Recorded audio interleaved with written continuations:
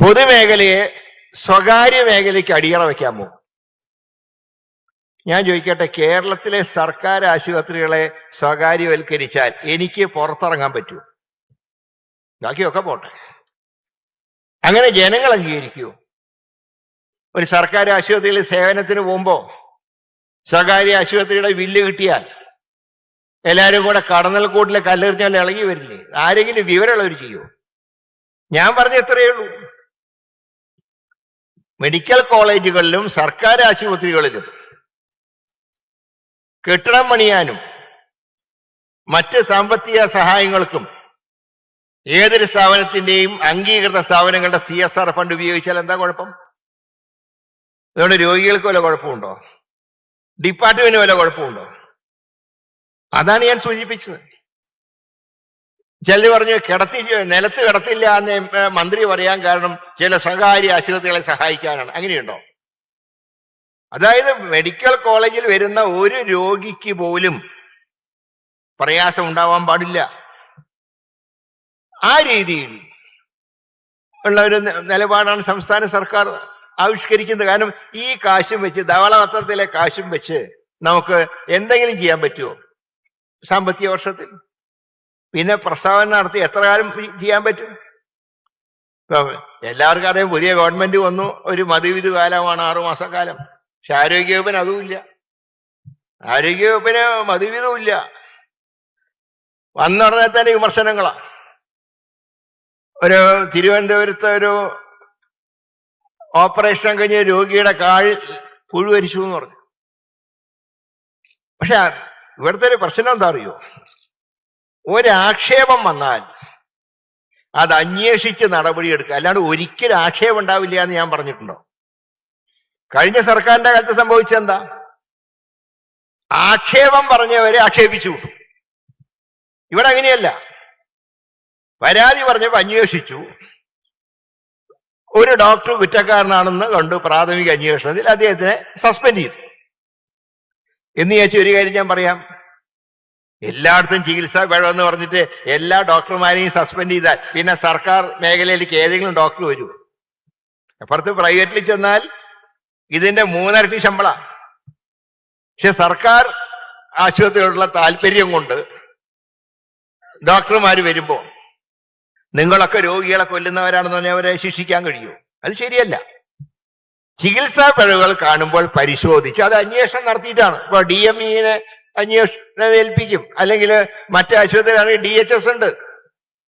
ഇവരുടെയൊക്കെ റിപ്പോർട്ടിന്റെ അടിസ്ഥാനത്തിൽ മാത്രമേ തീരുമാനമെടുക്കൂ. എന്ന് വിചാരിച്ച് വെള്ളം ഊശുന്ന റിപ്പോർട്ട് കണ്ടാൽ തിരിച്ചറിയാം. നമ്മൾ കുറെ കാലമായി ഈ പണി തുടങ്ങിയിട്ട്. അങ്ങനെയുള്ളത് വകവയ്ക്കൂല. അപ്പൊ ഞാൻ പറയുന്നത്, സർക്കാർ ആശുപത്രികളുടെ നവീകരണത്തിന് പരമാവധി ഫണ്ടുകൾ വിനിയോഗിക്കുക, 2 കഴിയുന്നത്ര ആക്ഷേപങ്ങൾ ഒഴിവാക്കുക.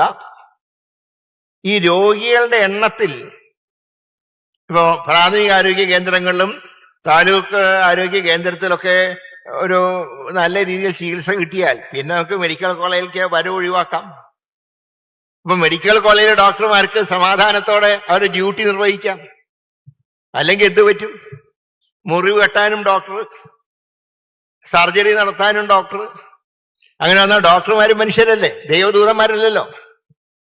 അവരുടെ കോൺസെൻട്രേഷന് എന്തെങ്കിലും പാളിച്ച പറ്റിയാൽ ആരെ ബാധിക്കും?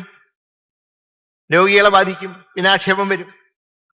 അതുകൊണ്ട് ഞാൻ മറ്റു കാര്യങ്ങളെക്കുറിച്ച് ദീർഘമായി പറയുന്നില്ല. കാരണം MLA-മാരുടെയും മറ്റുള്ളവരുടെയും ഒക്കെ പരാതി കേൾക്കാൻ ഉള്ള യോഗമായതുകൊണ്ട് ഞാൻ കൂടുതൽ ദീർഘിപ്പിക്കുന്നില്ല. പിന്നെ ഒരു കാര്യം മനസ്സിലാക്കേണ്ടത്, ഈ വകുപ്പ് എൻ്റെ കയ്യിൽ കിട്ടുമ്പോൾ അവസ്ഥ എന്താണെന്ന് പറഞ്ഞാൽ, മരുന്നുകൾക്കും ഉപകരണങ്ങൾക്കുമായി വിതരണക്കാർക്ക് നൽകാനുള്ള വൻ സാമ്പത്തിക ബാധ്യത.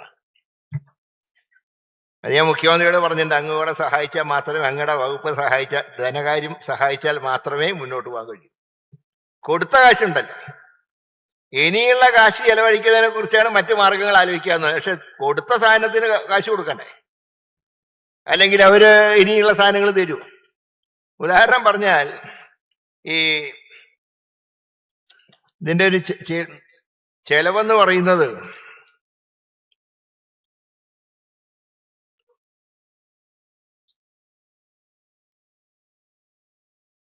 വിവിധ പദ്ധതികൾക്കായി സർക്കാരിന് വലിയ കുടിശ്ശികയുണ്ട്. 2026 മാർച്ച് 31 കണക്കനുസരിച്ച് കാരുണ്യ ആരോഗ്യ സുരക്ഷാ പദ്ധതി, നമ്മുടെ പഴയ കാരുണ്യ പദ്ധതി, അതിന്റെ പേര് മാറ്റി കാരുണ്യ സുരക്ഷാ പദ്ധതി വഴി ആശുപത്രികൾക്ക് നൽകാനുള്ള ക്ലെയിമുകൾക്ക് മാത്രം 2017 കോടി രൂപയാണ് കൊടുക്കാൻ ബാക്കിയുള്ളത്. ഇതിനുവേണ്ടി ഒരു സ്കീമിന്റെയാ പറയുന്നത്. കൂടാതെ Kerala medical services corporation limited KMSCL അതിന് നൽകാനുള്ള കുടിശ്ശിക 476 കോടിയായി ഉയർന്നിരിക്കുന്നു. ഇത് രണ്ടിനും മാത്രമാണ്. വിതരണക്കാരുടെ സമരമുണ്ട് ഇപ്പൊ. ഇത് ആശുപത്രി സാധനങ്ങൾ തന്നവരുടെ 150 പരം കോടി രൂപ കുടിശ്ശിയായതോടുകൂടിയിട്ടാണ് മരുന്നുകളും ഇംപ്ലാന്ററുകളും നൽകുന്നത് വിതരണക്കാർ നിർത്തിവെച്ചിരിക്കുകയാണ്. ഇത് ജീവൻ രക്ഷാ ശസ്ത്രക്രിയകളെ പോലും ബാധിക്കുന്നുണ്ട്. അതാണ് നിങ്ങൾ ചിലപ്പോൾ പറയുന്നത്. അവിടെ ശസ്ത്രക്രിയക്ക് ചെല്ലുമ്പോൾ അവിടെ സമയം നീട്ടി ചോദിക്കുന്നു. ഇതൊക്കെ പറയാൻ കാരണം ചില സ്ഥലത്ത് ഉപകരണങ്ങളൊന്നുമില്ല, കുടിശ്ശികയുണ്ട്, കൊടുക്കണ്ടേ. അത് എത്ര കോടിയുടെ ആണ് സാധനങ്ങൾ തരുന്നത്, അതൊക്കെ കുടിശ്ശികയാണ്. അപ്പൊ ഇതൊക്കെ കൊണ്ട് എന്ത് പറ്റും? പല സ്വകാര്യ ആശുപത്രികളും ഇൻഷുറൻസ് വഴി രോഗികളെ പ്രവേശിപ്പിക്കുന്നത് നിർത്തുകയോ നിരുത്സാഹപ്പെടുത്തുകയോ ചെയ്യാം. ഇപ്പൊ കാരുണ്യ പദ്ധതി അതിന്റെ പ്രൈവറ്റ് ആശുപത്രിയിൽ ചെന്നാൽ, മെഡിസിപ്പുമായിട്ട് ചെന്നാൽ എങ്ങനെ ചികിത്സിക്കാതിരിക്കാം എന്നാണ് അവർ നോക്കുന്നത്. കാരണം അവർക്ക് കുടിശ്ശിയുണ്ട്, സർക്കാർ കൊടുക്കണ്ടേ. ഇങ്ങനെയൊക്കെയുള്ള പിന്നെ മരുന്നുകളും മറ്റ് മെഡിക്കൽ സാധനങ്ങളും പുറത്തുനിന്ന് വാങ്ങാൻ പലപ്പോഴും രോഗികൾ നിർബന്ധമാകുന്നതിന്റെ കാരണം ഇതൊക്കെയാണ്. അപ്പൊ ഇങ്ങനെയുള്ള കണക്കുകളൊക്കെ ഉണ്ട് എന്നുള്ള സത്യം മനസ്സിലാക്കിയതുകൊണ്ടാണോ എന്ന് എനിക്കറിയില്ല. ഇവിടെ വരേണ്ട ചിലരെയൊന്നും ഇന്ന് കണ്ടിട്ടില്ല. ഞാൻ ആരെക്കുറിച്ചും പരാതി പറയല്ല. ഈ കണക്കുകളൊക്കെ 2 ആഴ്ച കൊണ്ട് ഉണ്ടായതല്ല. ഞാൻ കഴിഞ്ഞ 18-ാം തീയതി മന്ത്രിയായി ചാർജ് എടുത്തു. 21-ാം തീയതിയാണ് എനിക്ക് വകുപ്പ് കയ്യിൽ കിട്ടുന്നത്. ഞാൻ ഒറ്റാൾ ചോദിച്ചാൽ 2 ആഴ്ച കൊണ്ട് 476 കോടിയുടെ കുടിശ്ശിക ഉണ്ടാക്കാൻ പറ്റുമോ? ഇതിന്റെയൊക്കെ കണക്ക്, കാരണം ഒരു അദാലത്താവുമ്പോ സർക്കാരിന്റെ പ്രയാസങ്ങൾ എന്താണെന്ന് ഇവിടെ പറയണ്ടേ. അതുകൊണ്ടാണ് ഒക്കെ എല്ലാവരും ഇവിടെ എത്തേണ്ട എല്ലാവരെയും ക്ഷണിച്ചെങ്കിലും ചില അസൗകര്യം അറിയിച്ചു. അസൗകര്യം അറിയിക്കാതെ ഇവിടെ വരാത്ത ചില ആൾക്കാരുണ്ട്. ഇവിടെ വരേണ്ടവരായിരുന്നു, വരാത്തത് ഈ കണക്കൊക്കെ ഞാൻ വായിക്കുന്നുള്ള സംശയം കൊണ്ടായിരിക്കാം. അപ്പോ ഞാൻ പറയുന്നത്, ഇതെല്ലാം തകർത്ത് തരിപ്പണായിട്ട് വെച്ചിരിക്കുകയാണ്. അതുകൊണ്ട് ഇതൊക്കെ ഒന്ന് പൊളിച്ചു പണിയണം. അത് ഞാൻ പറഞ്ഞു എല്ലാവരുടെയും സഹായമാണ്. ഞാൻ ഉദ്യോഗസ്ഥന്മാരുടെ ഒരു കാര്യം പറഞ്ഞു. വേറെ ഉദ്യോഗസ്ഥന്മാരെയും 10 വർഷത്തിന് ശേഷം, ഈ 10 വർഷക്കാലത്ത് ഒരുപാട് ഔദ്യോഗിക സ്ഥാനങ്ങൾ പോസ്റ്റിംഗ് ഒക്കെ നടത്തിയിട്ടുണ്ട്. ഞാൻ അവരോടൊക്കെ ഒറ്റ കാര്യമേ പറഞ്ഞുള്ളൂ, പുതിയ സിസ്റ്റത്തിനോട് നിങ്ങൾ സഹകരിക്കണം, എങ്കിൽ നിങ്ങളെ സംരക്ഷിക്കേണ്ട ചുമതല എനിക്കുണ്ട്. പിന്നെ നമുക്കറിയാം, ഭരണപരമായിട്ടുള്ള കാര്യങ്ങളിൽ ചില മാറ്റങ്ങൾ വരുത്തേണ്ടി വരും. അത് അഡ്മിനിസ്ട്രേറ്റീവ് ഭാഗമായിട്ട് മാറ്റുന്ന, അത് പണിഷ്മെന്റ് അല്ല. ഉദാഹരണം പറയുമ്പോൾ പുതിയ കളക്ടർ അവിടെ കളക്ടറെ മാറ്റി, അവിടെ പഴയ കളക്ടറെ സ്ഥലം മാറ്റി. അത് പഴയ കാലത്ത് കൊള്ളാഞ്ഞിട്ടാണോ? അല്ല. അത് പണിഷ്മെന്റ് ആണോ? അല്ല.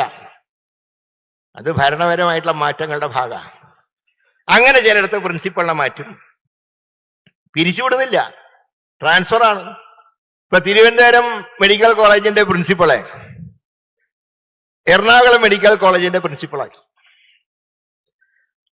അപ്പൊ പറഞ്ഞത്, ഞാൻ ആളുടെ പേര് പറയുന്നില്ല, ഒരു മെഡിക്കൽ കോളേജിന്റെ പ്രിൻസിപ്പൾക്ക് വേണ്ടി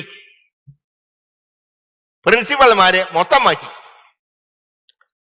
ഇപ്പം VS ശിവകുമാറിന്റെ സഹോദരിയാണെന്ന് പറഞ്ഞ് അവർക്ക് വേണ്ടിയിട്ട് മൊത്തം മാറ്റി എന്ന് പറഞ്ഞു. ആ ഡോക്ടർ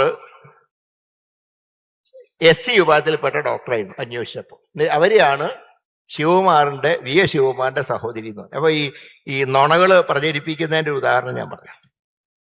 ഇതൊന്നും രാഷ്ട്രീയമായിട്ടുള്ള മാറ്റങ്ങളല്ല, ഭരണപരമായിട്ടുള്ള മാറ്റങ്ങളാണ്. അങ്ങനെയുള്ള മാറ്റങ്ങൾ വരുമ്പോൾ അതിനെ രാഷ്ട്രീയമായിട്ടുള്ള മാറ്റങ്ങളായി കാണരുത്.